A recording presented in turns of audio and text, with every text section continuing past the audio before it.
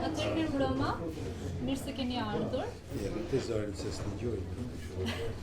Në vimësi të takimeve të përjashme që ne bëjmë në ambientet e librarisë Onufri me shkrimtarë të ndryshëm. Unë sot ndihem vërtet e nderuar që këtë bisedë ta zhvilloj me një nga personalitetet më të shquara të kulturës shqiptare, zotin Besnik Mustafaj. Shumë faleminderit që pranuat jeni me ne. Faleminderit. Në fakt, siç tashmë të gjithë ju e dini, Besnik Mustafaj nuk është vetëm një nga shkrimtarët më të mirë që ka pasur Shqipëria gjatë të gjitha kohrave, por është edhe përkthyes, politikan, diplomat, por ne sot do të flasim vetëm për letërsinë. Zoti Mustafaj, në fakt gjatë gjithë karrierës suaj ju keni dhënë kontribute shumë të çmuara për shoqërinë shqiptare, duke filluar që nga fillimet me punët tuaja si gazetar, kryeredaktor, pedagog, përkthyes, po ashtu keni mbajtur dhe postet e larta në politikë si politikan dhe diplomat, dhe për shumë vite zgjidhni që t'i përkushtoheni vetëm letërsisë.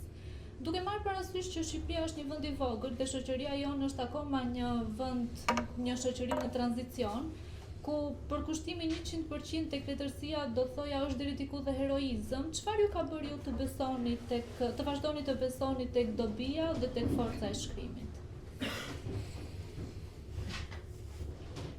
Është një pyetje që priresh thjesht patetik. Thuash që forca e shkrimit sepse dhe tjerë. Por unë them drejtën, besoj se rikthimi im, unë 49 vjeç i kam dhënë dorëheqjen nga politika dhe i kam lënë të gjitha funksionet e mia politike dhe publike. Do të thotë 49 vjeç je relativisht i ri, dhe se Aleksandri e ka kalu gati. Por unë kam qenë gjithë kohën, kam qenë në një lloj beteje të instinktive midis shkrimtarit dhe politikanit. Dhe kur erdhi një pikë që unë nuk gjeja më kohë as për të lexuar letërsi, jo më për të shkruajt, isha ministër, atëherë duhet bëja një zgjedhje, sepse dy kunguj në një sqetull nuk i mbaja dot. Domethënë, dhe bëra këtë zgjedhjen e asaj që ishte më e fuqishme brenda meje, që ishte dashuria për shkrimin, për letërsinë. Dhe besoj se kjo është shprehje edhe e egos time, që të mos jem. Besoj se në atë moment unë kam ndjek edhe egon time. Egoja ime më thoshte që duhet të ndjek letërsinë. Dhe kam ndjek letërsinë. Domethënë ka edhe tashin mas 20 vjeç që e kam lënë politikën, unë kam lënë 2007 në politikën. Edhe tani ndodh që më shkruajnë në këto rrjete sociale njerëzit në Facebook, edhe më thonë, kur do kthehesh në politikë? Dhe kur i them që unë po shkruaj roman, thonë, ha mos e ke kohë me shkruajt romanin. Domethënë, dhe kjo që ke kohë me shkruajt romanin është shumë e përgjithshme, edhe kështu njerëz të rëndësishëm të diplomacisë botërore, ambasador këtu, më thonë mu, ktheu në politikë edhe disa vjet. Po unë tash jam 68 vjeç, kur kthehem edhe disa vjet, pastaj Donatropi 80 vjeç. Po. Në fakt ju e nisni karrierën tuaj letrare si poet, dhe kur ishit një poet i afirmuar tashmë në një moshë fare të re, shkruani romanin e parë dhe një ndër romanet tuaja më të bukur, më të lexuar dhe më të pëlqyer, desha të them, jo vetëm në Shqipëri, por edhe jashtë, dhe kjo tregohet edhe me faktin që është përkthyer në disa gjuhë të botës dhe janë shkruar shumë shkrime lavdëruese për të, duke marrë shkaz dhe në Itali që u votua para ca vitesh. Desha të di si ka qenë ky kapërcim nga poezia tek romani, dhe si e keni përjetuar ju? Ne ishim një brez, po i quaj bohemsh në Tiranë, ishim përgjithsisht në gazetari, unë, Presh Zoga, Ilirian Zhupa, Teodor Keko, ishim një brez quhet se ishim pak veta, po dukeshin si shumë se ishim të zhurmshëm. Dhe kishim një lloj bindje se letërsia në fakt është poezia.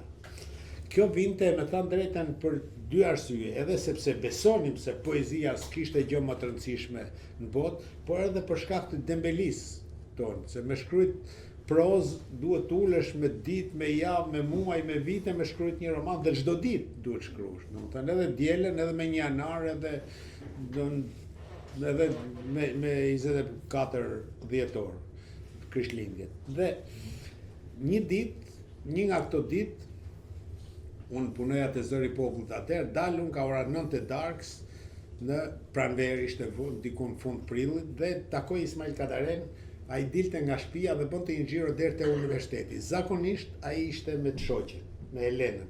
Por atë natë ishte vetëm, thotë mua hajde ecim pak.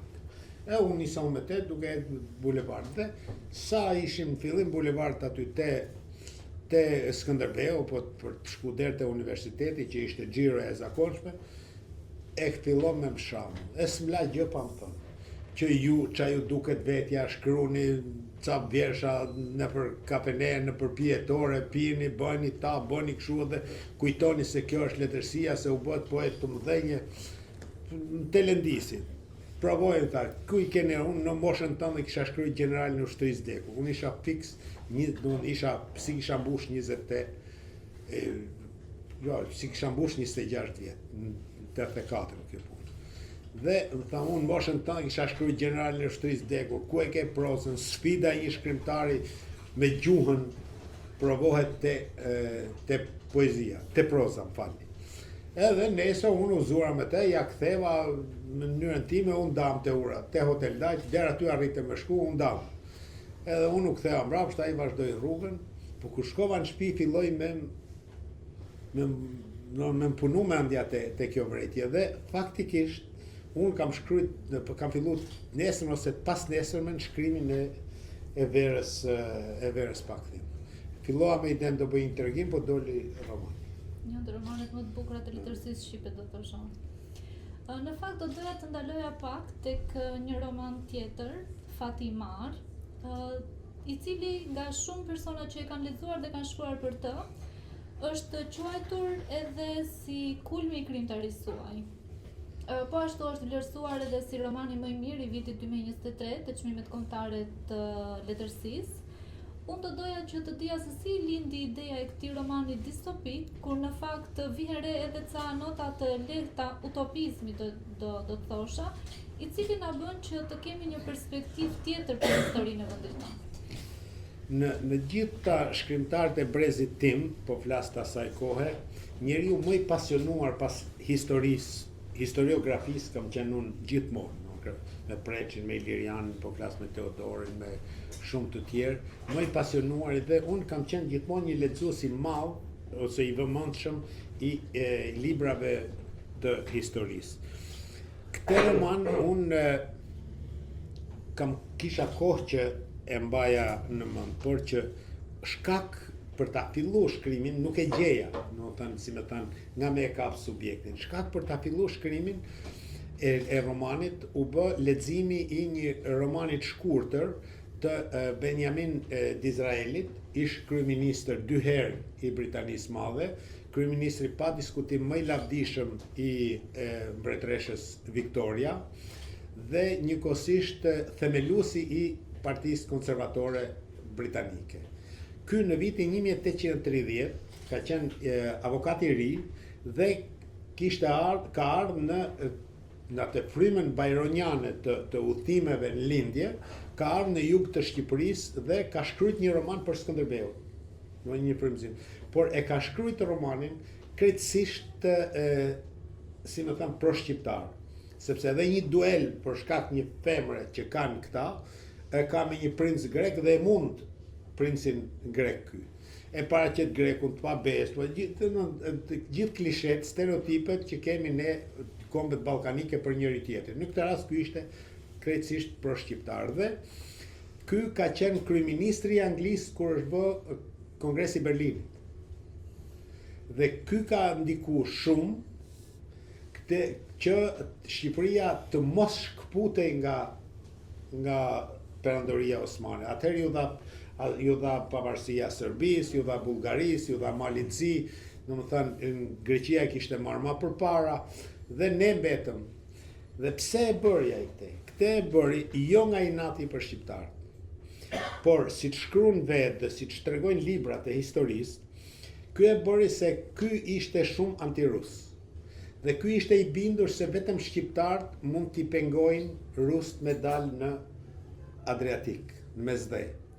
Dhe se vetëm shqiptarët nuk mund ta bëjnë, pra duhet të jenë pjesë e një shtetit madh siç ishte Perandoria Osmane ende. Dhe në këtë kuptim, ai nga dashuria dhe besimi te shqiptarët në fakt i la shqiptarët në Perandorinë Osmane dhe i la të fundit që morën pavarësinë. Mua më lindi ideja, pastaj ky ka qenë edhe njeriu që ka fut në politikë teatrin e Churchillit. E ka bë edhe ministër financash ata në qeverinë britanike, ministri i financave është më i rëndësishmi nga ministrat. Dhe kjo unë pastaj e shkrova sikur ky ja dha pavarësinë Shqipërisë, si më thanë në 878, në kohën e lidhjes për Izraelin, ja dha pavarësinë, u kriju një shtet shqiptar, sot në kohën kur shkruajnë romanin 2020 e Can, Shqipëria qeveriset nga leka i pest, ka gjithë ato, ndërtoj një Shqipëri siç do të kishte pëlqyer mua që të ishte rrjedh historia e Shqipërisë dhe në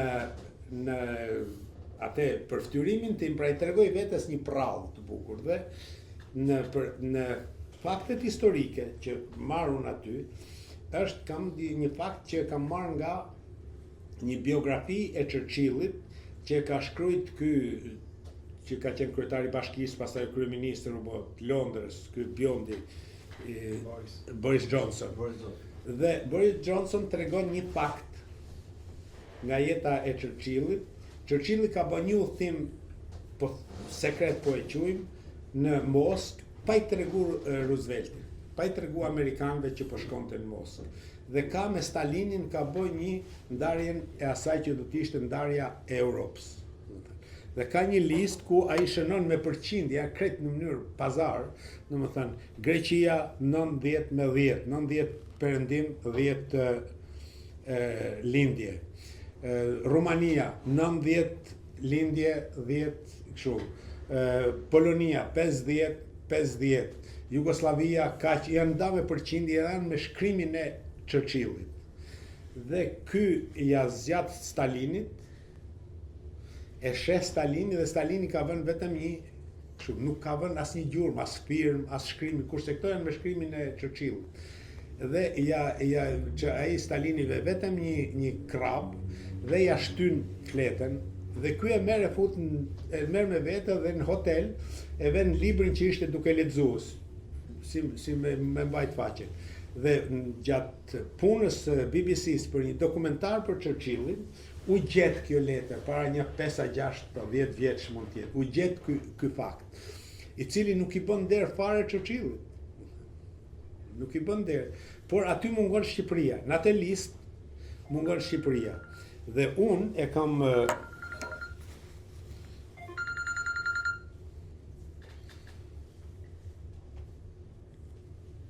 kam paraqit sikur në atë takim me Stalinin, tani, ky Churchilli për gjithë të tjerët e bëri pazarin, tha Shqipëria 100% perëndim. Se mua ashtu më pëlqeu.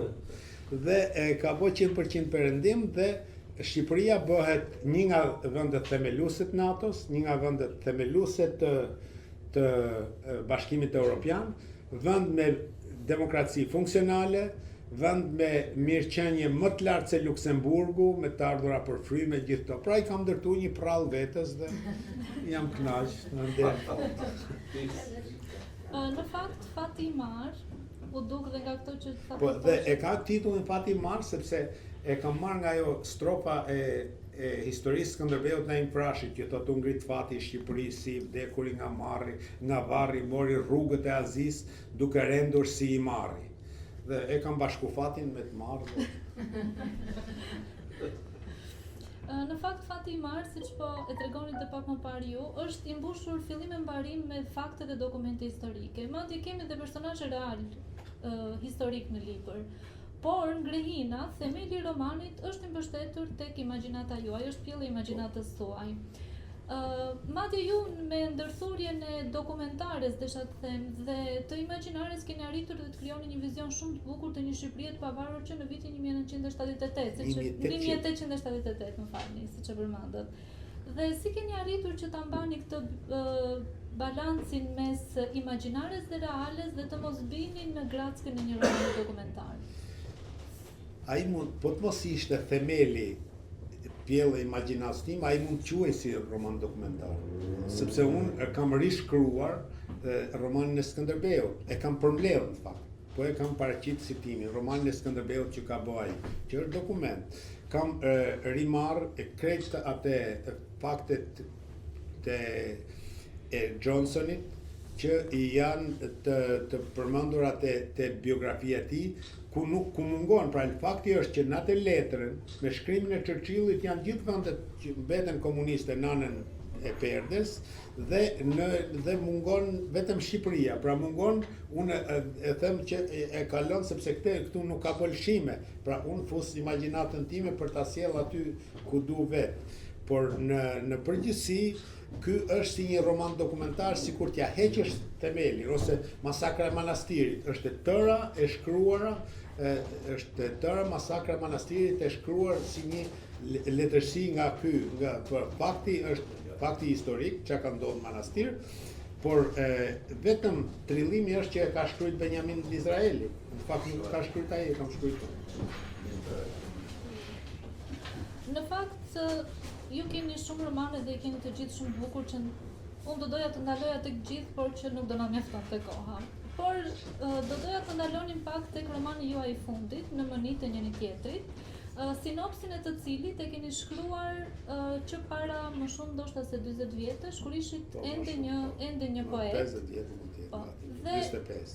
Ju i riktheheni her pas here derisa arrini vitin e kaluar që ta shkruani dhe ta botoni.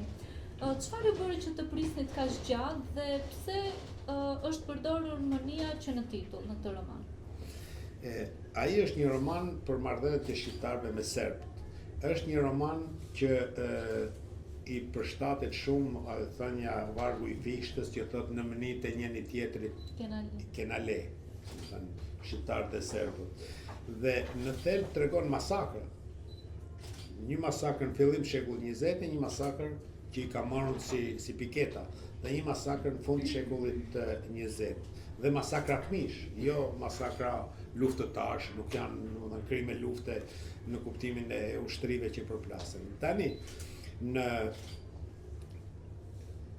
ai është një roman në një farë mënyre për procesin krijues, për evolucionin e mendimit tim, mendimit të një shkrimtari. Këtu është Fatbardh Rostemi që ka bërë një shkrim që më ka bërë nder mua te gazeta Ex Libris, dhe jam ndjer shumë mirë, duhet të them, nga leximi që i ka bërë Bardhi. Por tani ai është, unë nuk e kam lënë mas dorën. Unë tregoj duke ju qas dhe duke tregu pafuqinë time për ta shkruajt këtë subjekt. Kam tregu në fakt evolucionin e mentalitetit, se unë tregoj, po ta kisha shkruajt atëherë do kisha bëj një roman patetik, një të mbushur me urrëtie për serbët, duke menduar se kjo është mënyra më e mirë dhe ishte mënyra më e thjeshtë me marr lavdi, u bëj famshëm shkrimtari, më pëlqy libri. Dhe unë jam përpjek dhe tani në liri munda ta shkruaj, por jo, edhe liria kërkoj kohën e saj që të piqej brenda meje subjekti, qasja, filozofia. Pra në këtë kuptim unë besoj se kam qenë realist, kam qenë edhe i ndershëm, se puna të jesh i ndershëm me veten, unë aty tregoj gjithë mangësitë e mia që do të kisha pas si shkrimtar, sikur ta kisha shkruajt në një moment apo në një tjetër para 90, 85, 84. E prekët e pak më parë, ju në këtë roman përshkruani një dramë mbi 100 vjeçare të dy popujve, por e keni përqendruar në dy histori dhe keni marrë posaçërisht dy histori filmesh. Një në fillim të shekullit, që është historia e Shok Sokolit, dhe një në fund të shekullit, historia e Drencekës. Dhe duke treguar në këtë mënyrë konfliktet dhe mërit mes këtyre dy shteteve, dy kombeve. A doni që me këtë të thoni që mërit janë trashëguar brez pas brezi? Po, edhe kjo, por kryesorja është se dy subjektet mua më japin dorë me tregu humanizëm të shqiptarë. Subjekti i parë ka ndodhur në një fshat në Bullthaj. Mbaroi lufta dhe dhe u vendosën kufit, lufta ballkanike, u vendosën kufit dhe në Vuthaj nga ishte gjyshja ime, u shpall amnistia, u kthyn disa burra, shumica nga se ishin në mal, ishin kaçak. U kthyn në fshat, shkuan natën, këta i morën gjithë. Dhe është një këngë shumë e bukur, shumë dramatike, po edhe e bukur dhe i çun në kish dhe i kërkuan që të kristianizohen. Po oficeri nuk ishte as prifti që t'ja u bënte ceremonial. Këta nuk pranuan, atëherë i çun, hapën varrin e tyne, por midis tyre ishte një djalë i vogël. Një djalë i ri, një 3-14 vjeç, besoj, unë e imagjinoj si me i fakt trupi ma të zhvilluar. Dhe thot kënga, tënë po shkojnë të ju hallalluë, të u përshëndet me gratë me fëmijët, shok Sokoli po shkon të i knuaz. E fëmijë ky, ku e di ky se ku po e çojnë. Dhe kur i çojnë atje tu hap dhe i thot baba i vet, hajde birë ti më mnimu, se shkojnë me hap gropën. Hajde birë ti më mnimu, i thot, të nxif shtrakanën që je tu i knua. Masnej me sa duket, baba u pendu. Ja, në momentet e fundit, tani janë nxiu shpirtin, edhe i thot djalin në këngë, thot, që janë të vorre, bab të i punu, i thot, nuk janë vorre të i punu, janë llogore për me liftuar. Dhe mua gjithë kjo më jep idenë e një humanizmi që ka vetë përshkrimi i kësaj tabloje që është shumë ngjellëse. Dhe subjekti i dytë është në fund shegull në kohën e luftës Kosovës 98-99. Dhe kam lexuar një reportazh të shkruar nga Roland Qafoku në gazetën Koha Jonë. Në aty tregohet për një fëmijë që po kurohej në spital ushtarak, për të butu fotografia e tij e gjitha, që quhet Dren Caka, unë ja kam vënë Ceka. Dhe ja kanë masakruar gjithë familjen. Motrën 2 vjeçe, gjyshen, gjithë që i kanë gjetë në shtëpi, i kanë vrarë, ky ka shpëtuar se ka mbet në ato ka rrit dali, i plagosur. Dhe ky ka një moment i thot këtij reportazhistit, gazetarit, i thot, po ta dinin që atë ditë ishte ditëlindja e motrës 2 vjeçe, nuk do na kishin vrarë. Domethënë ai kërkon dhe gjen fuqi tek vetja me besu tek një anë e mirë që mund ta ketë para ushtarakët apo ushtarë që kanë qenë ata serb. Mua kjo fjali, ky paragraf shumë i vogël, ishte pjesa më madhështore e kësaj historie. Dhe unë mbi bazën e kësaj, tani e kam përshkruar, kam vendosur 2 polet që janë njëri 913, njëri 999, dhe e kam vendosur gjithë shekullin që janë në mënyrë njëri tjetër dhe a do gjendet dhe a mund të bëhet paqja, pajtimi midis këtyre dy kombeve tani që janë e pavarur Kosova, mund të bëhet nëse mbështeten tek fryma që sjell ky dreni për shembull me atë që kërkon të gjen burime humanizmi. Zoti Mustafaj, në fakt, siç e përmenda pak më parë, përveç kontributit shumë të madh që keni dhënë për Shqipërinë, për shoqërinë shqiptare, ju jeni një ndër figurat që e keni përfaqësuar Shqipërinë më së miri edhe jashtë shtetit. Dhe nuk kam parasysh këtu vetëm punën tuaj si diplomat ndër vite, por kam parasysh edhe nëpërmjet veprës tuaj, sepse ju jeni ndër shkrimtarët më të përkthyer shqiptar jashtë kufive pas Kadares. A mendoni ju se forma më e qëndrueshme e përfaqësimit të një vendi, sidomos e një vendi të vogël siç është Shqipëria, është nëpërmjet kulturës?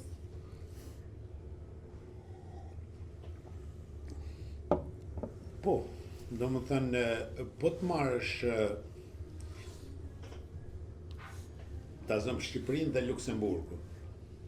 Në të gjitha versionet, ku ishte Ismail Kadareja, ishte shumë më i respektuar se sa presidenti duka i madh i Luksemburgut.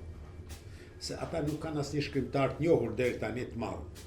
Dhe në këtë kuptim letërsia të shton shumë më tepër prestigj, mister, kuriozitet, se sa thjesht ke banka të pasura, ke banka kështu, ke banka ashtu, në këtë kuptim unë besoj se letërsia është sidomos për popujt e vegjël, se kërkush nuk thot për Philip Rothin për shembull, që është ambasadori i Amerikës.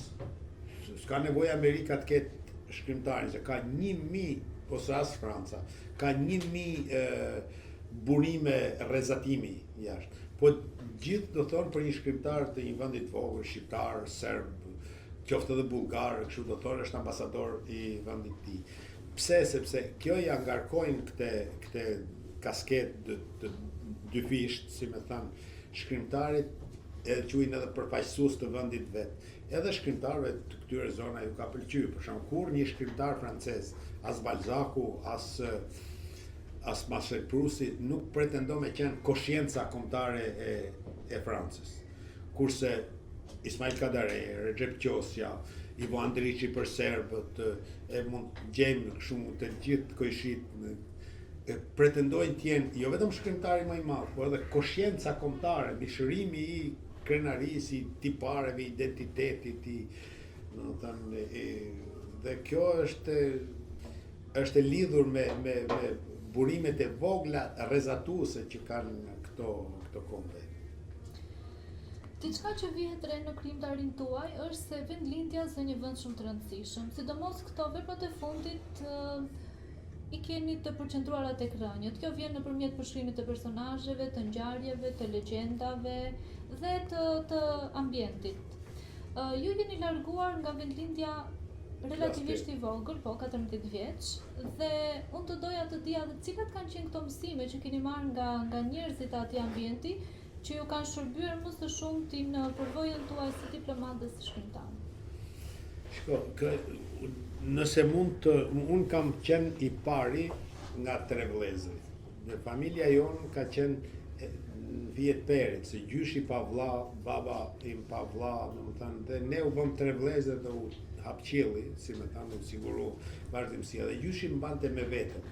Qysh 7-8 vjeç kam shku me te, me nejt me burra, po të marrësh një fëmijë 8-9 vjeç, ta mbesa ima 10 vjeçe, po ta marrësh ta detyrojsh të rrijë edhe ulur atje, te ne rrin shilte, shesh. Me orë tana tu i një gjuhë, ishte e mundimshme një farë mënyre. Por kjo bëhet pak nga pak edukatë. Unë nëse e marrim në aspektin e diplomatit që do bëhesh e politikanit, besoj se kam mësu 2 gjëra shumë të rëndësishme. E para kam mësu me një gjuhë. Unë vëre që ne shqiptarët e sotëm, gjithë brezave tani, pakur ti kanë gatishmëri me një gjuhë. Nuk një gjojnë tjetër.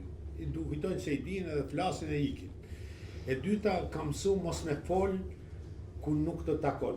Për shumë në ato hodat ku rrinin këta pleqt, jo vetëm pleqt, po edhe burrat, kishte një protokoll fantastik, që cili kishte një vend caktuar që kishte arsye pse ulin aty dhe jo aty tjetër.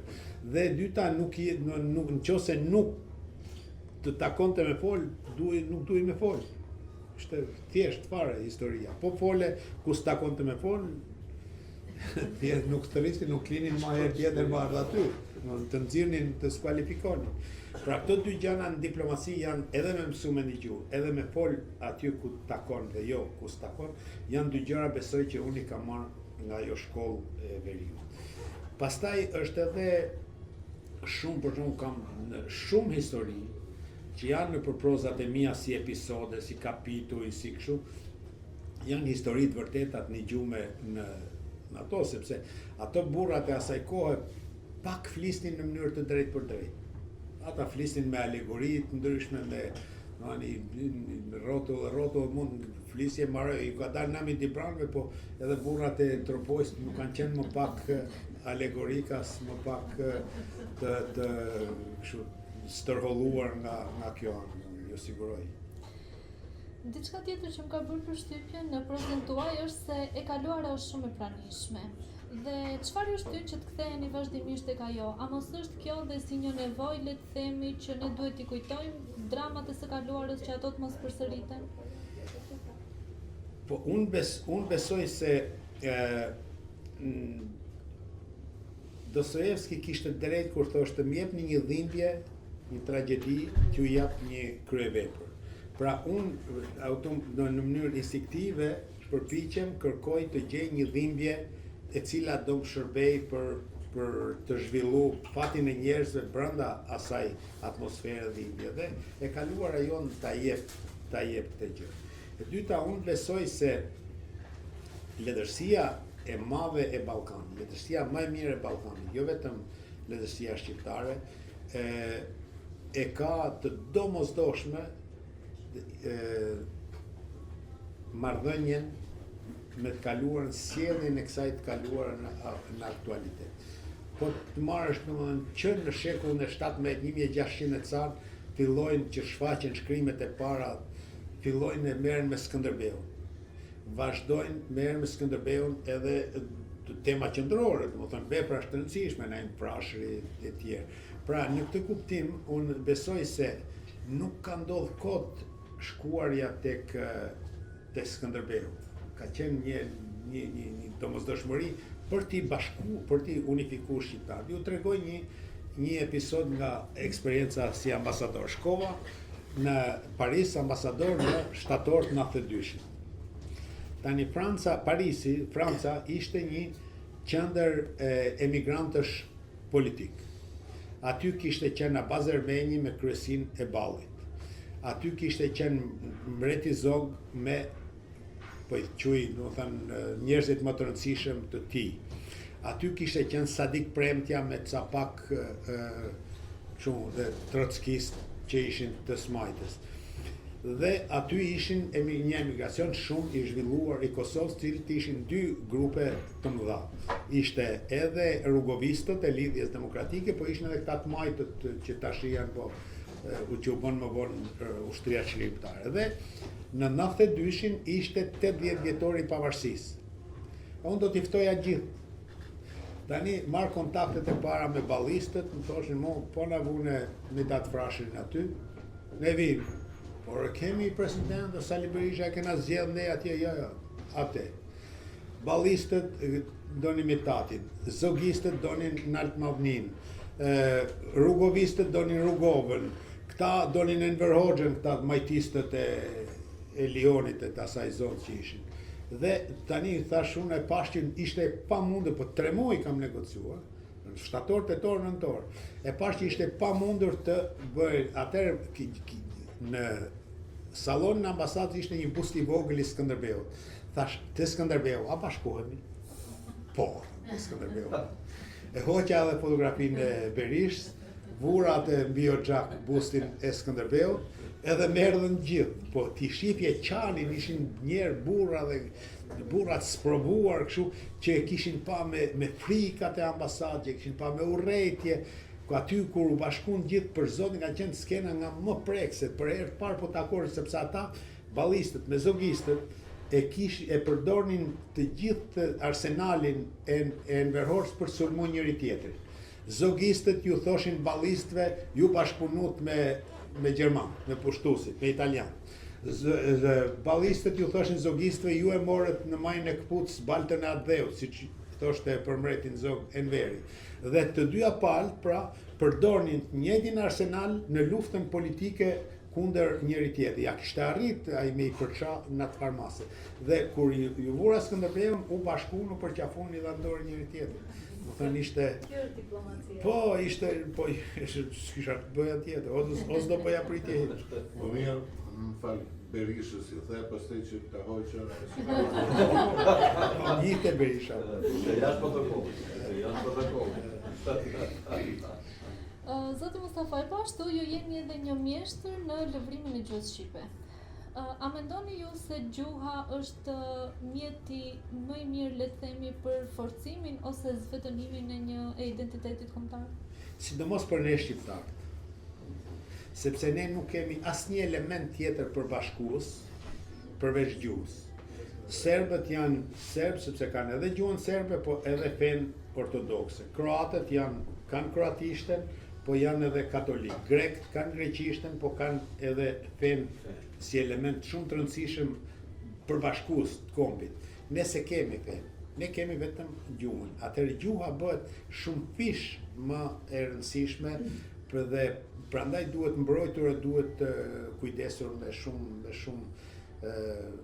shumë kujdes. Por gjuha shqipe është një gjuhë jashtëzakonisht e pasur. Te Gjinkallat e Babës, te një romani imi, kam një 2 faqe që mallkojnë njerëzit si në korë, ashtu si në daldi, mallkojnë me dreqin.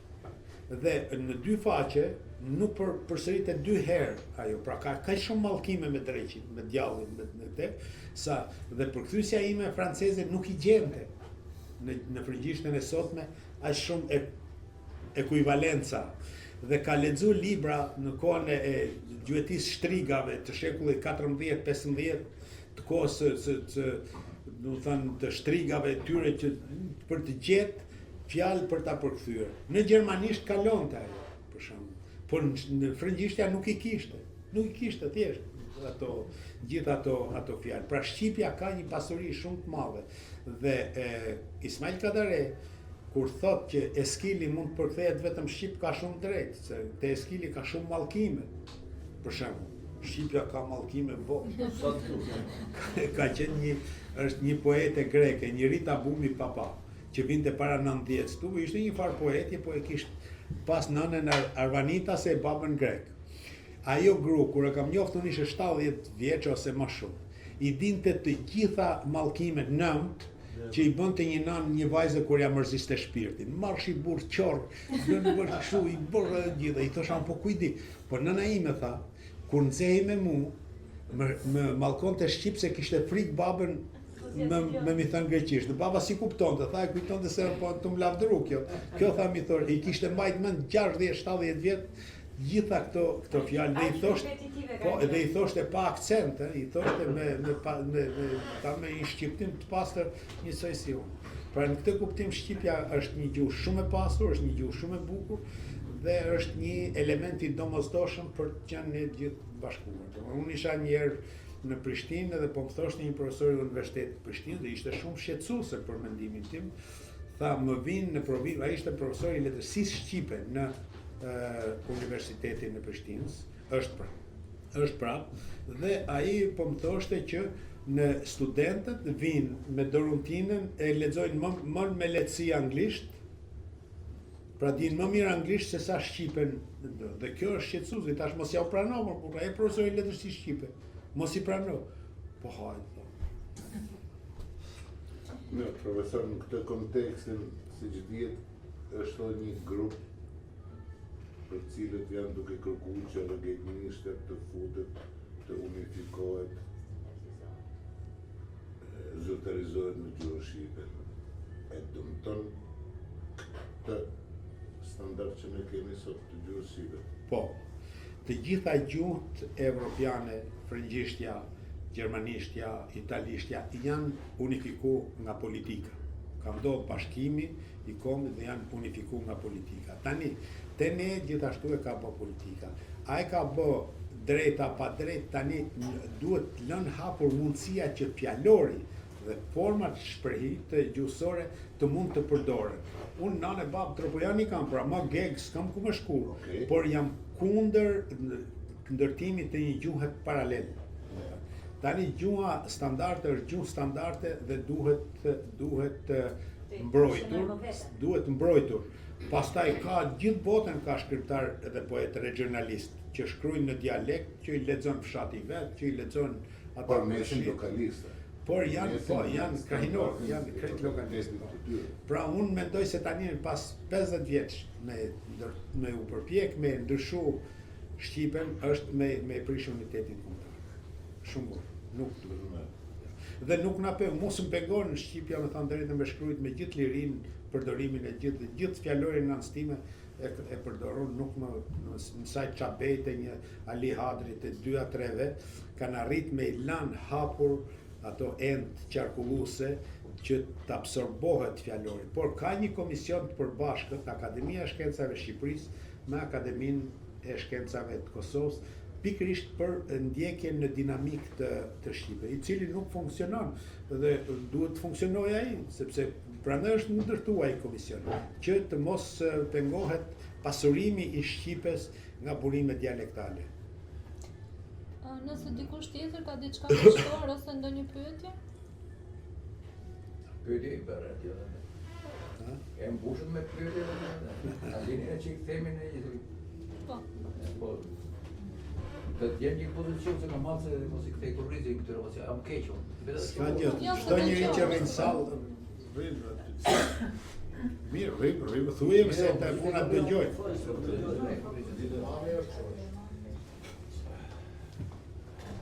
Se ka lezirë si kështu të dojmë. Kur po vija këtu, me koincidencë, janë të vajzat e parfumerisë, dalin aty të dyqani dhe më dhanë këtë për parfum. Japin nga këto letra. Që të marrësh e parfumi, këto gratë ti më mirë. Dhe kur erdha këtu, i thash besnikut që nga i shkrimtari izraelit Omas Oz ka lexuar ku thotë që kur lexoj Çehovin më duket sikur tregimit e tij bin era ilaçe. Se dihet që Çehovi ishte mjek. Dhe sa po e dëgjoj besniku, me njerë gjeti shkakti të thurë bisedën me mua. Po më tha, kam një personazh në një librat e mbi, i cili ishte i burgosur. Ishte i burgosur dhe priste të shoqen që t'i vinte në burg. Por ishte krijuar ideja se ai binte erë. Dhe kisha hause duke vajtur të shoqen aty, do të lindë të pak naj dhe krijonte problem. La i ziu bëj kështu dhe këtej në mënyrë që kur të vende mund t'i lejohej një takim, por nuk arriti dot sepse ai kishte të fiksuar brenda vetes. Dhe po mendoj me veten me që unë po thuaj se besnikut ja kam lexuar të gjitha gjërat e poezi. Dhe duke qenë të një moshe, ne kemi ndjekur njëri tjetrin. Dhe letësia shqiptare ka dy lloj brezash. Ai brezi që erdhi pas 45-s, erdhi nga koha e mbretërisë Tjernësh, erdhën disa. Dhe kur erdhën në sistemin e regjimin komunist, ata u kyçën. Dhe është e famshme ajo e Lazgush Poradesit, i cili i mori ato shkrimet që mendonte se ishin të rrezikshme, i dinte dhe qante, domethënë dinte të shkrimet dhe qante. Na qelloi dhe ne brezi tjetër, që të jetojmë dy kohë. Se ta ka përcejnë, si që ka përcejnë ata, po ata u kyçën. Ne patëm kundërtën, ne u hapën. Por ajo kyçja, ndonjëherë për shkrimtarët, është edhe një lloj shansi, sepse e detyron ata që të çajë rrethimin, domethënë e detyron shkrimtarin që të vrasë mendin siç ndodhi me Kataren. Që ai bëri të gjitha mundësitë që të shkëlqente. Pavarësisht gjithë shtypjet duke se ishin në zëna. Ne që na kapi në moshë të re, erdhëm nga ajo periudhë dhe u shfaqëm me diku gjërat e të hapura. Por kjo e hapura ka një rrezik shumë më të madh për shkrimtarët. Sepse e shpletëson fjalën. Po u shpletësua fjala, ne na çarmatosen. Tani mund të shash sa të duash, kurse atëherë në qik ta vije, në qik nga ashtu, domethënë fillonin ata që ata të censurën se ku nuk ças kërkonin ata, ku nuk futeshin ata për të nxjerrë se ti e kishe me hile. Ti në fakt reagoje në mënyrë të sinqertë. Gjithë përshtypja ime është që shkrimtarët reagojnë sinqerisht ashtu i kanë mendimet. Nuk është se ata rrinë kur disin manifete. I buron, ata burojnë, ata shfaqen këtu. Dhe po ta vini re besnikun, edhe mënyra se si u përgjigj pyetjeve. Që ai në mënyrë të vazhdueshme hulumton. Në mënyrë të vazhdueshme kërkon të shkojë tek e vërteta nëpërmjet si thua një lloj duke bërë një lloj hetuesi. Por ai hetuesi nuk e bën vetëm duke hetuar kohën, por edhe veten. Gjë që pak e bëjnë, që ky roman unë prandaj pëlqeva të thash atëherë kur takuam, ky roman në mënyrë njëri tjetër. Këtë ka shumë bukur. Që sepse ne zakonisht e ndërtojmë ferrin me të metët e tjerëve. Kurse vet e sigurojmë parajsën me gjitha mënyrët. Te ferri si lëm kusur tjetrin, marrën te ferr çojmë gjithë atë që zblej. Kurse ky roman dhe mua prandaj më pëlqeu, si më pëlqen edhe ky që ma dhe ndërshkrim. Dhe sepse besniku ka këtë gjë që do t'jeti besueshëm, do që fjalët që thot ai t'i bëjë si fjalë shpirti, dhe jo si fjalë të kurdisura. Fjalët e shpirtit, fjalët e kurdisura, dhe përgjithësi letërsia mburravese, letërsia propagandistike, letërsia me të dukur kurdis. Pse kurdis? Po sepse nuk është burimore. Pse për shembull gjëra më të bukura të popullit quhen burimore? Ose ka rrjedh shpirti aty. Nuk ka bërë ai kështu atë poezi popullore se tonat binat për shtypje. Pse ngjisin të gjitha? Dhe ajo tjetra që më pëlqen te besniku që kam bërë rrallë kushja, ai ka ditur të ndalet tek ajo rrugë e cila mund t'i prishte punë atje ku ai ka gjithë investimin shpirtëror që është shkrimtari. E tha dhe vetë. Nuk ka njeriu aq energji sa aty deri rrugës. Nuk ka njeriu atë. Ai dhe ajo që unë e shoh me shumë pozitivitet është fakti që besniku edhe te ky roman kërkon dashurinë atje ku është e pamundur. Me që unë përmenda të shkrimtarin izraelit, dhe kjo po, ako me Izraelin e Palestinën e Kurdion, më po. Ky, në librin e tij, a mund të kurohet një fanatik, Omazoz, ka një shprehje të jashtëzakonshme. Ai thotë, merret tokën vëlla, besë më jep dashurinë tënde. Është e jashtëzakonshme. Po i thotë palestinezit, merret tokën vëlla, besë më jep dashurinë tënde. Besniku me intuitën me atë, edhe pse në roman ka një ngjarje makabre, të marrësh njerëzit, aty të kërkosh, të drojnë fen me dhunë, ata se pranojnë, të dërësh hapin varrin, aty të grohtosësh dhe të përsërisësh edhe në shekullin modern, mirë atëherë se po quajnë që kështu, që kime si e të punuar, po edhe në shekullin modern, dhe ti, viktima, nuk bën viktima, por ti ngrihesh në ratësinë morale që të është lidhe Krishti, që i thua a për pjesë të jemi këtu, më jep dashurinë tënde, se pamosi se dike për këtë. Dhe romani nuk është për të fshirë kujtesën, sepse këtu mund t'jetë ai rreziku që mund të dalin atë dilengjinjt që të dalin zakonisht. Nuk është për të fshirë kujtesën, që të thotë që ore, po ne u bë që bëve, hajde hidhi ndej, po ne hajtë plazërojme, hajtë përqafojme dhe unë të moder. Jo. Ky mendoj unë, dhe e ka trajtuar shumë bukur, është që ka supremacin e një populli i cili ti të ruaj lartësitë.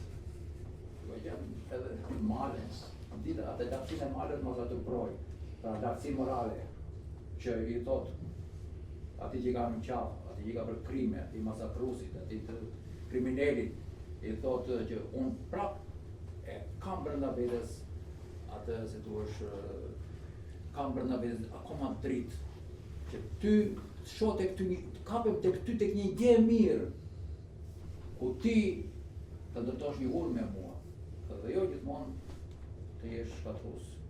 Kështu që Faleminderit.